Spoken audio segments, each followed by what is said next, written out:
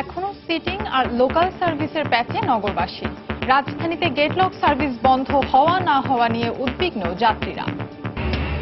বড় মৌসুমে ধান লাগিয়ে প্রতি বছরই বন্যা আতঙ্কে দিন কাটে হাওরবাসীর। ফলনে সময় বেশি লাগায় থাকেন শঙ্কায়। স্বল্প সময়ে ধান উৎপাদনে চলছে গবেষণা। পাইকারি বাজারে বেড়েছে মোটা চালের দাম। সরবরাহ সংকটে আটাশ, পায়জাম, গুটি সন্না। বন্যা পুঁজি করে সক্রিয় অসাধু সিন্ডিকেট, অভিযোগ পাইকারদের।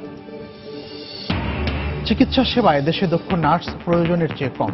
সরকারি বেসরকারি পর্যায়ে কোর্স চালু হলেও নানা সংকটে বিশেষায়িত এই শিক্ষা। বিদ্যুতের ছিঁড়ে পড়া তারে জড়িয়ে 2 হাত হারালো শরীয়তপুরের কলেজ ছাত্র সিয়াম। পল্লী বিদ্যুতের বিরুদ্ধে দায়িত্বে অবহেলার অভিযোগ স্বজনদের।